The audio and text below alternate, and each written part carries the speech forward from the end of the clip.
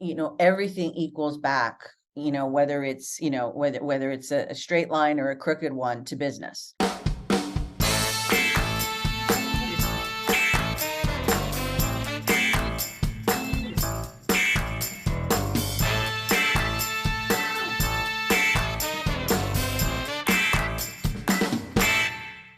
Okay, welcome back to the Marketing Playbook, presented by Details Interactive. Here you'll take away 3 game-winning marketing plays every episode to take back to your team. I'm your host, Mark Friedman, and my career has been focused on direct-to-consumer marketing, direct mail, physical retail, and digital commerce. This is episode number 70, and today's guest is Kim Miller. Kim is with WHP Global as the Chief Marketing Officer for Toys R Us. She speaks about the current relationship with Macy's and how they're bringing Jeffrey back to adults and kids in the U.S. market. She also has a funny story about her and Billy Crystal. Kim has worked with some of the media's best-known people, Martha Stewart, Rosie O'Donnell, and many others. Before we get started, a quick thank you, as always, to Max Brandstetter of the Wild Business Growth Podcast for producing this episode. You can reach him at max@maxpodcasting.com to help bring your podcast to life. Let's open the playbook. Ready, break. Well, hello, everyone. Thank you for joining the Marketing Playbook podcast. Today, I'm joined by Kim Miller. Kim is a 4-time Emmy Award winner with 20-plus years as a transformational media leader and brand storyteller. At WHP Global, Kim is CMO of Toys R Us and president of the newly established Toys R Us Studios. Prior to WHP, Kim served as a longtime senior executive at Martha Stewart, where she found and engaged diverse audiences through global brand partnerships, nationwide live experiences, and award-winning television, most noticeably as executive producer of the acclaimed Martha and Snoop's Potluck Dinner Party. Throughout her career, Kim has worked with a multitude of well-known brands, A-list celebrities, and studios, including Paramount, Warner Brothers, PBS, and CBS. She's an active member of the women's leadership organization, Chief. Kim, welcome to the show. Thank you so much for having me. This is really fun. We'll get into Toys R Us in a bit, but Toys R Us was big part of my life. I have twins that are now adults, 29 years old, and I have great memories of walking them through in their double stroller through our various local Toys R Us stores, packing shopping carts with diapers and formula and all kinds of toys for them. So it'll be great to hear what you guys have in store for the new Toys R Us. Definitely. And it's funny, I have twins as well. Mine are 17, but have very similar experiences from taking them. And around the holidays, knowing that I could go there and find all of the top toys I needed for them and any of the other kids I needed to shop for. So that's the thing I love, is that everybody has a Toys R Us story, and it keeps me going every day. All right, we'll talk about Jeffrey in a bit, but let's first start with talking about Kim. We like to get the guests' kind of first story, where they grew up, whether or not what you wound up doing or have been doing in your career. Was there any foreshadowing going on early that said, hey, I was going to be involved in media? So I grew up in New Jersey, and I had a sister and brother, and it was the era where kids were allowed to be outside playing all the time without anything structured. And ironically, we had a colonial home that had one of those long porches with a roof on it. And so what I took it upon myself to do, probably at the start of like 8 years old, was I produced shows on that front porch.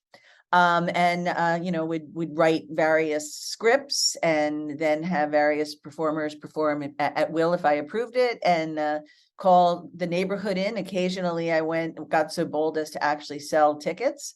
I feel like that was one of the first things that I did that kind of really felt like who I was, and I really just enjoyed authentically. And as a little kid in a neighborhood doing something like that in a very scrappy way, actually was pretty good at it. That's so interesting, because although I ask this question of every guest on the show, it's few and far between where anybody says, you know what, I was doing back then what I do today. And, I don't think anybody has ever said it quite the way you are, that you were in media, when you were growing up. That's great.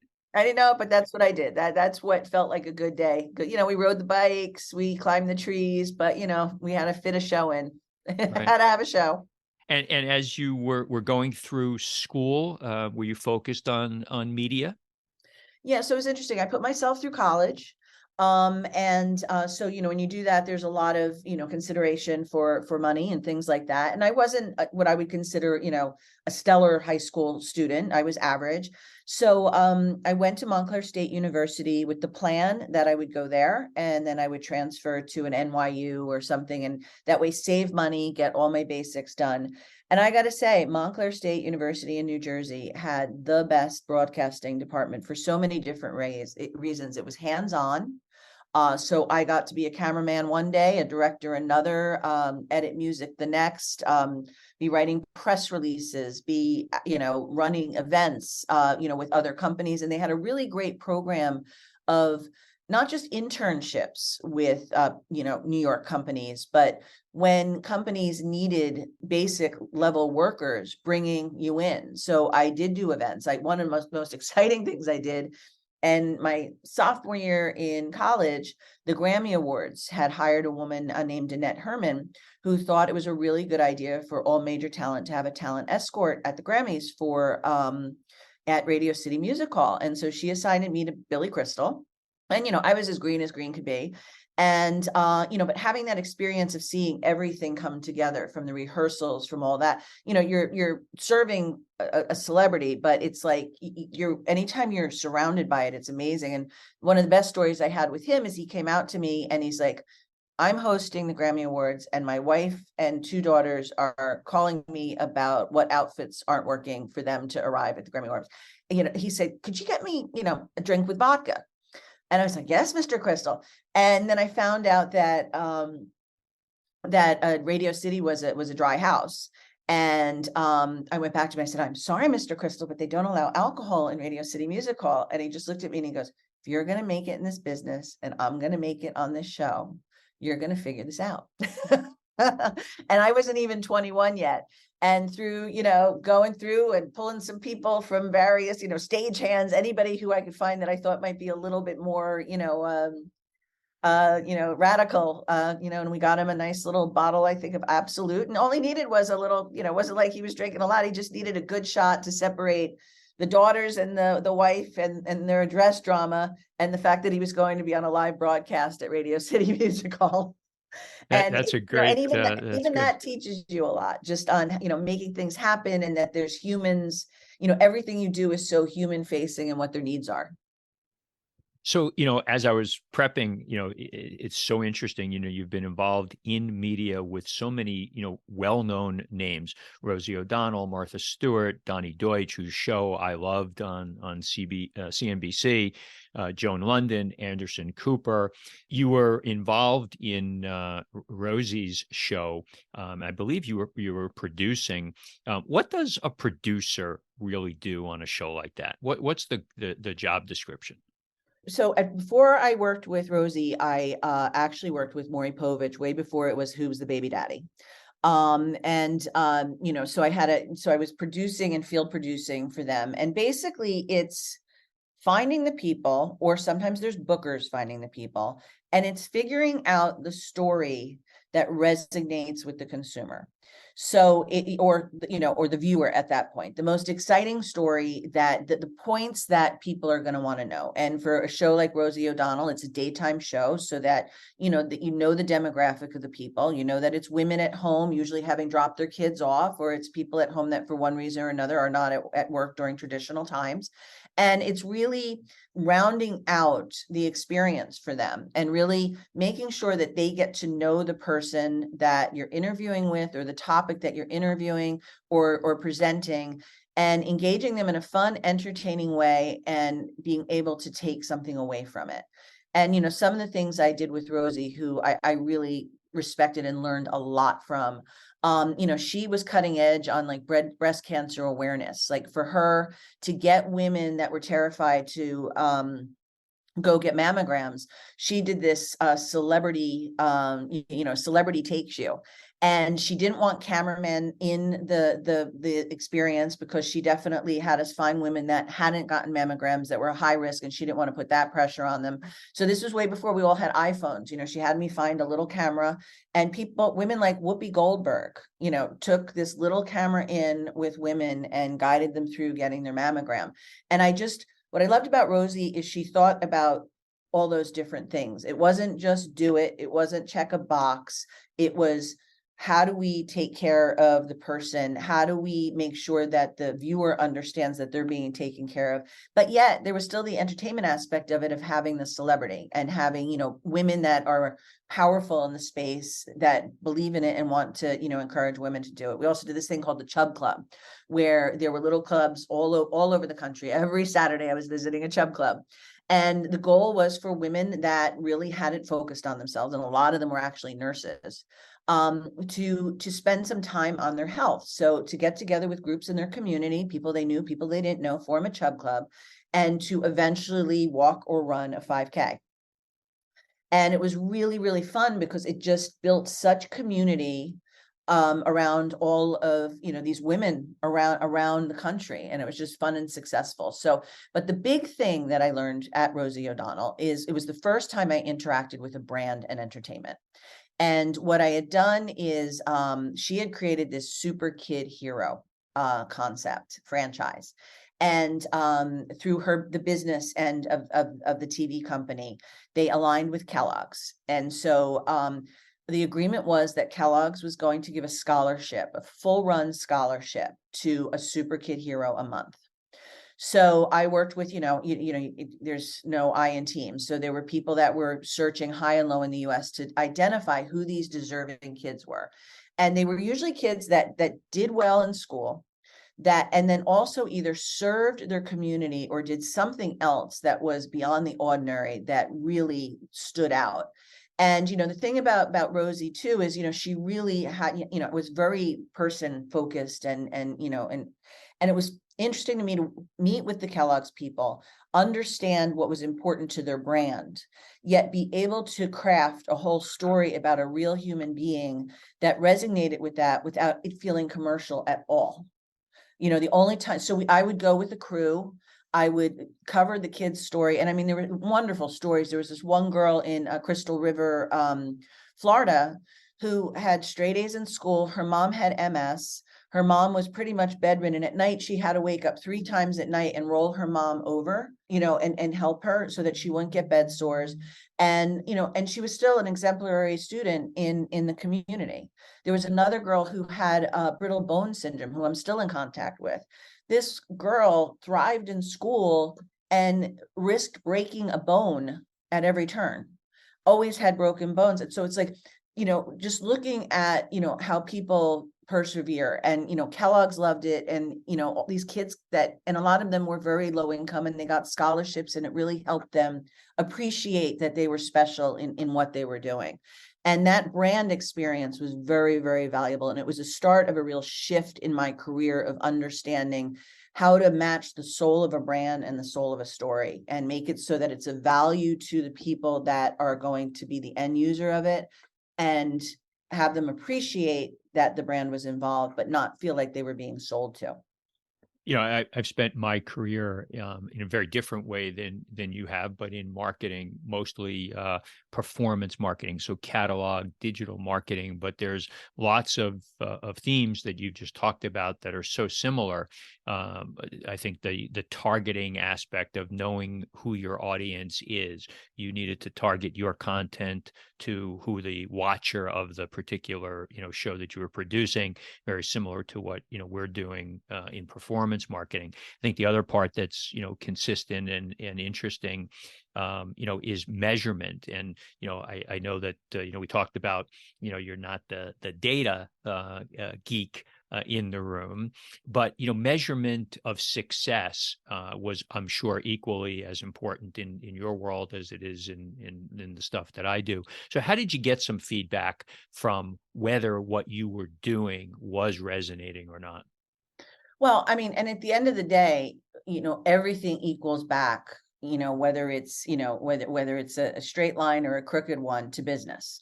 So in television, what you're selling is those ad spots, and the advertisers need to be happy. And how are they happy? They're happy because they feel that the content you are presenting is, number one, they can align with safely. Number two, that it is speaking directly to the consumer they're trying to attract. And then in television specifically, the big metric is ratings. So you get the ratings back on, who watched, how long they watched, did they watch the whole thing? Did the show gain after the previous show? And did it lead into the next show, in the network, more, did it help the whole network grow? Then there was also the, more softer, metrics, which is, number one, did Rosie O'Donnell feel it was good? And, there's always that boss. I say to every creative, even if you're the boss's boss's boss, you're still going to have somebody that you've got to deliver to that needs to bless it. Was the network happy? Was Kellogg's happy? They were putting a lot of money into it and really wanting this to be, a very feel good, successful thing that they had connected to them. So all those were very important. On a very, strictly business level, ratings are what make the TV world thrive. We couldn't talk about your career and your background without talking at least a little bit about your time with Martha Stewart. What's interesting, about Martha, the creation of a full blown brand across so many different media components. So maybe explain just quickly what you did at Martha in multiple stints there, and kind of the arc from getting started to where a household name. Yeah, I mean, Martha Stewart is a force and a genius in all the amazingness of that, and in all the, sometimes being really hard to work with her or for her, or probably against her. I haven't had that honor, but in all that. But the thing Martha did when you talk about marketing and brand is she single-handedly saw a white space on living and life, and making that something that everybody's doing anyway. It's all part of what we naturally do when we're not doing the other things we're doing, and making that a focus and elevating it. So, her Martha Stewart Living put living on the map. And that was the beginning of that brand. And that was the beginning of lifestyle. And, I say, anybody who's on the Food Network, anybody who's on HGTV, anybody who's on any how-to show really can stem back to her starting that. And the thing that she also did brilliantly that I learned from and take with me in every aspect of what I do is not just make it a linear, like a one track. So so first, I don't know what you know about Martha, but interestingly enough is Martha put herself through Barnard. Martha was a supermodel in Paris. Martha was one of the first female stockbrokers. I love sharing that because it's just like, it just shows you, I believe the woman's an alien and comes from another planet, but I digress. But what I learned from her is she started in her magazine, but that wasn't enough. And simultaneously, she had her first entertainment book. At this point, I think she's at her 105th book, by the way. I helped with a bunch of those. And so when you think about that in a lifetime, and that woman touched all of them. So there's a book on entertaining. Then, smartly enough, during the Kmart deal, she was also looking at television. And so to be able to cross-section those, what you've done is you're reaching the audience. We always say reach them where they are. At that point, that really wasn't a term. A lot of companies were very, okay, we're a magazine company, we're a TV company, we're a book company. She took things and circled them. And then the other thing she did really brilliantly with what she called omnimedia, her Martha Stewart omnimedia, is I equate it to a circle where not only is everything outward, so that if I'm a book reader and I want recipes, I can go to a cookbook, or if I'm better consuming at TV, or if I just love a good magazine every month coming in my mailbox, each one of them marketed the other thing.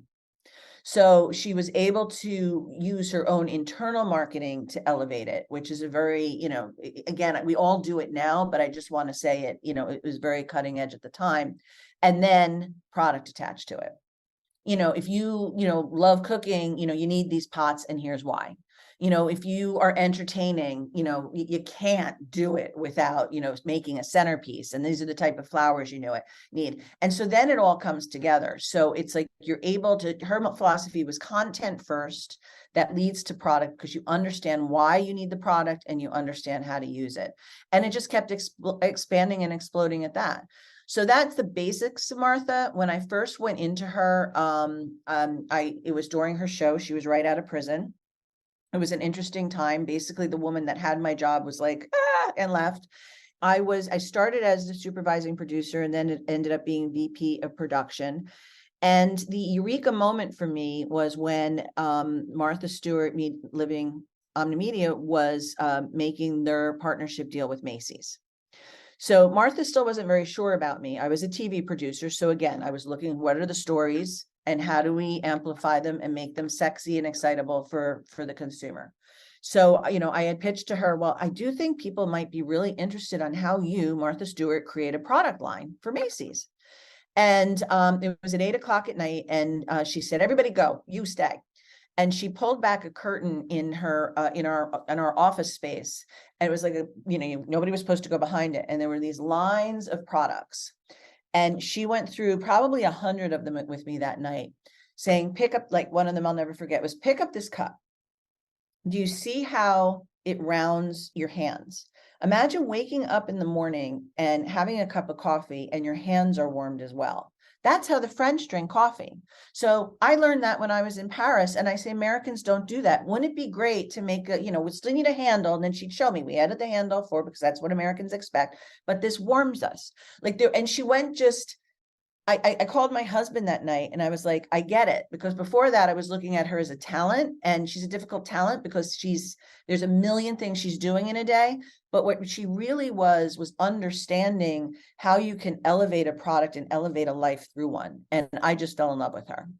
And we went through, this she found in a flea market in, Bangladesh, and it's the best fabric for this, and just a whole bunch of different things. And that really, to me, from a personal life perspective, was just game changing. I mean, it ended up, costing me a lot more money personally, because I started seeing the value in things, and I could never just have a bagel. I had to have a bagel that was made this way. I could never have, but when you learn the point of view, it's brilliant. So my first leg with her was that.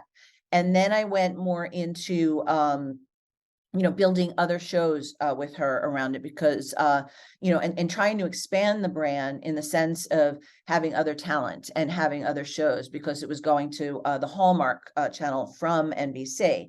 But what I saw quickly is, number one, the viewer at Hallmark weren't happy that the brand made such a big shift. So people were watching the Golden Girls and Little House on the Prairie. They ripped that off of the whole daytime slot, and it was all Martha, which is a very different experience. And so I said to myself, it's time for me to leave. So I went and I took some, other jobs and created a few shows. And one of them didn't work. And I was actually between jobs, and I got a call on my kitchen phone that I didn't even know Martha knew my home phone.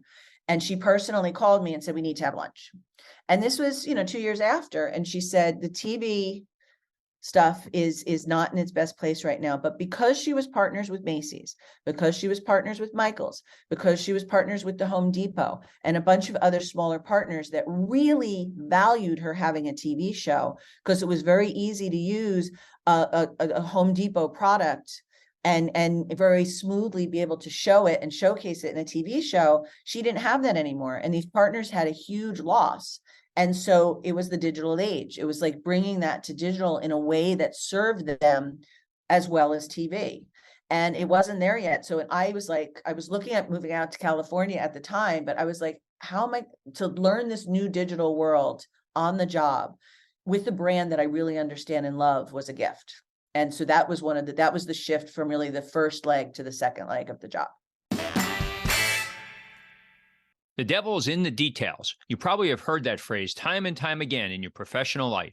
Projects get started with great intentions, but you no longer have the time to pay attention to the little things that could make the difference between success and failure. At Details Interactive, you can discuss your business with a seasoned direct-to-consumer marketing executive who's helped launch and grow web businesses and integrate multi-channel marketing initiatives. Learn more at detailsinteractive.com. And now Toys R Us. So you've taken all of what you've learned through all these TV shows and people that you've navigated, and it's time for a reinvigoration of Toys R Us. So let's set this straight for the listeners. Who owns the brand now? So the brand went bankrupt. Then there was a little messiness for 2 years. In March 2021, the company that I work for, WHP Global, acquired the brand, and I started in June 2021. WHP Global, it's an interesting model, and there's a few companies out there that do this, but the main thing that WHP Global does is rescue brands. So they're brands that have names that people love, that they recognize, but when you look under the curtain, the business model is, for one reason or another, just not working. Sometimes they come in before there's actually a bankruptcy. In this case, they came in at the time that they did. Why do you think there's been this difficulty in maintaining and establish a national toy brand or a significant national toy player? Is it a function of the competition in the space these days? From my perspective, I think that Toys R Us was really a beloved brand, was and is, and I thank God for that. I think for whatever reason that I'm not an expert in, there were, whether it was the big box store model in competition with Amazon, where they ended up in, how they were conducting the business, from a P&L perspective. It went down, but what they did do well is the name and the emotion is still there. And that's why I took this job, because just like I feel like I was a big part in not resurrecting, but reviving the Martha Stewart brand to something more modern and hip because there were so many fans. I felt that was the same way here. And I don't think anybody really grabbed hold of this white space that was available when Toys R Us did disappear. And so, Amazon is Amazon, and it's amazing. And if you're looking for toy number 50203 and you know exactly what you want, or, Amazon, there's a space for that. The Target, the Walmarts, even I've seen toys in Barnes and Noble. I've seen toys in Whole Foods recently, which is part of Amazon. So that makes sense. If you want to have an experience where you go and pick up a toy, they're there. But what was missing is, the global retail authority in toys and play. And if you want to find out how to buy a bike for your kid and the right size and how to measure them, and do they start with a balance bike? Do they need a balance bike? That kind of stuff, you need to have to go to a place that you trust, and that's 365 days of toys. And that's what this resurrection is. It's really, my mission, the mission we have is we are the global authority in toys and play.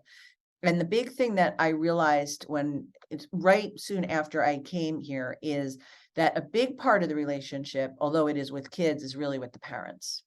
And for a lot of different reasons. First of all, we all know they have the dollars that buy the toys, but also that they want to make sure they're doing right by their kid, and they want to get the right information. And it is a confusing space. It could be an expensive space, so we try to empower them to make the best decisions and give them a lot of buying guides and tools.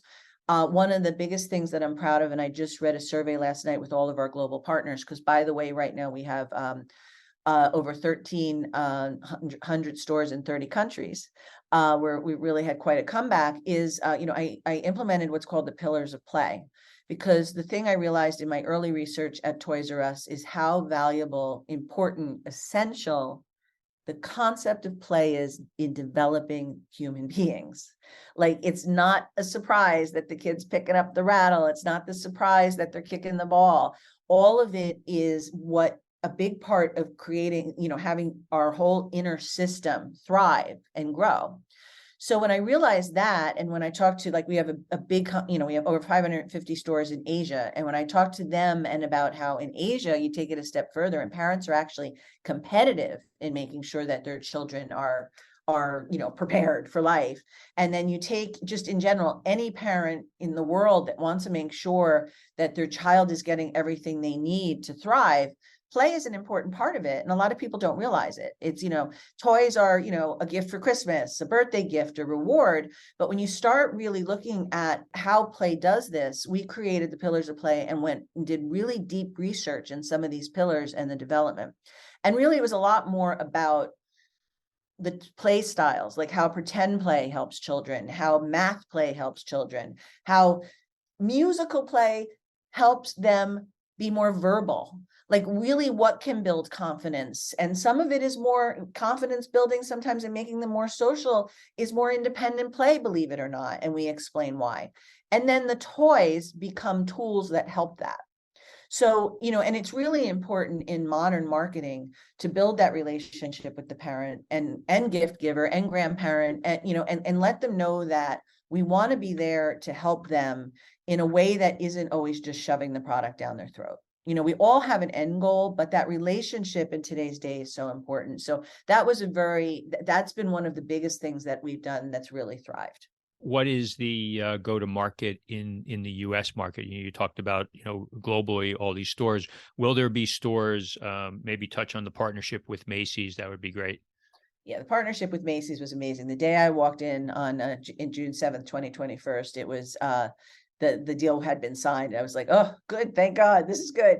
In the United States, again, the model with WHP Global is asset light. So we license out our brand, whether it is for a full brick and mortar store, whether it's for e-commerce alone, or whether it's, for in-store. The partnership has been great. So first we opened a global flagship at American Dream, which is a 20,000 square foot, 2-level store with over 10,000 toys.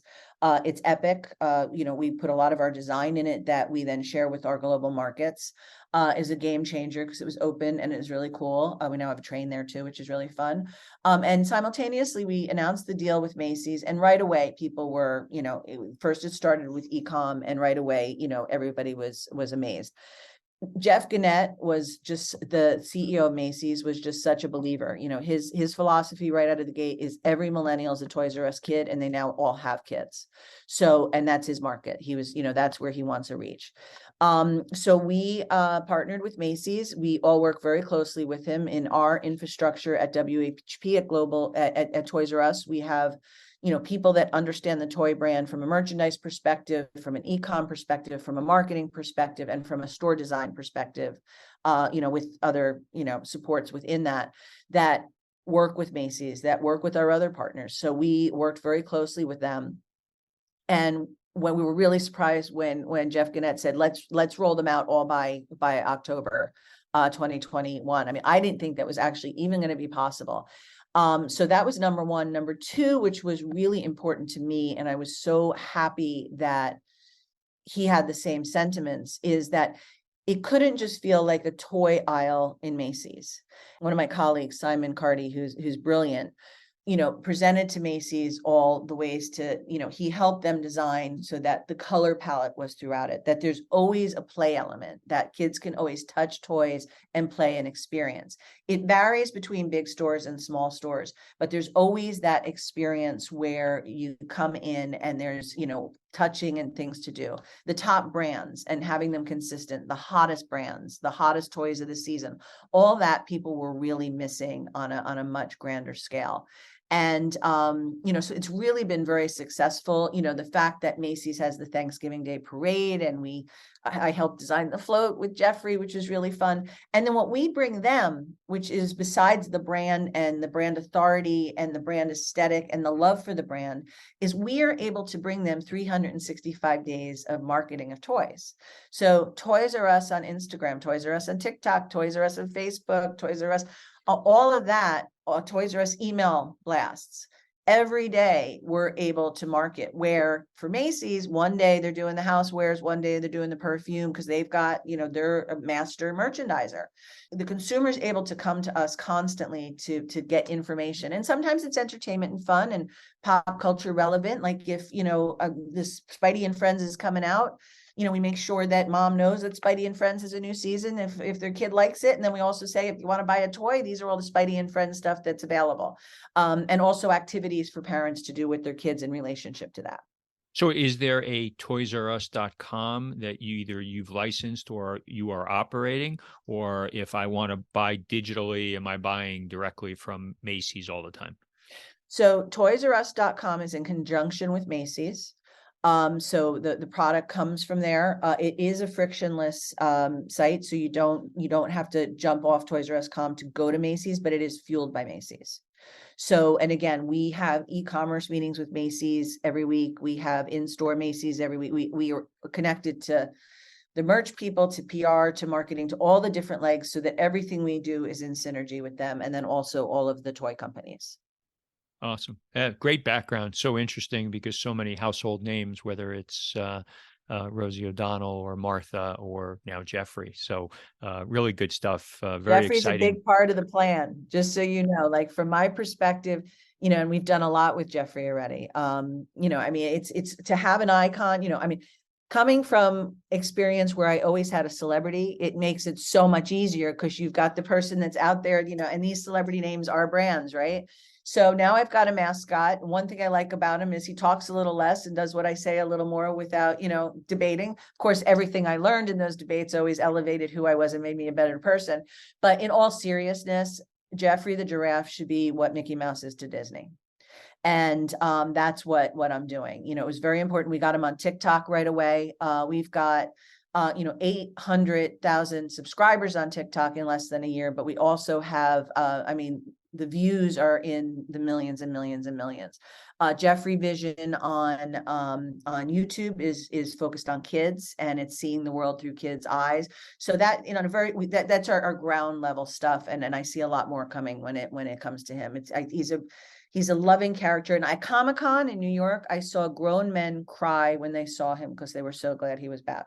So it's like I'm beyond amazed at the love for the mascot and the brand. Well, good luck to you and to Jeffrey. We're down to the end of the show. I do this 2-minute drill, ask you 7 questions, 1-word answers. You ready? Ready. All right. This one's going to be easy. A brand that you admire or that inspires you. Well, of course, it's my brand, but I would also say I love Sephora. Okay. Favorite app on your phone? It's probably a mix between TikTok and Instagram. Last website other than Amazon that you shopped from? Macy's. Something that you're not good at but wish that you were? Get more technical stuff. I know what I want at big picture. Sometimes it's hard for me to get to it quickly. Charitable organization that you're passionate about? The MS Society and the Make-A-Wish Foundation. If you had one superpower, what would it be? I'd like to be able to, what was it? Beam me up, Scotty. I'd like to be able to go from one place to another in an instant. And the last one, other than family, what's your most prized possession? Well, I don't know if dogs count as family, but in my prized possessions are my 2 dogs, Piper and Max. I walk in the house and they act like I'm a superhero just walking in. So they keep my stress level down. Yeah, well, it's funny. I for all of my friends that know myself and my wife, we've not historically been lovers of animals and dogs specifically.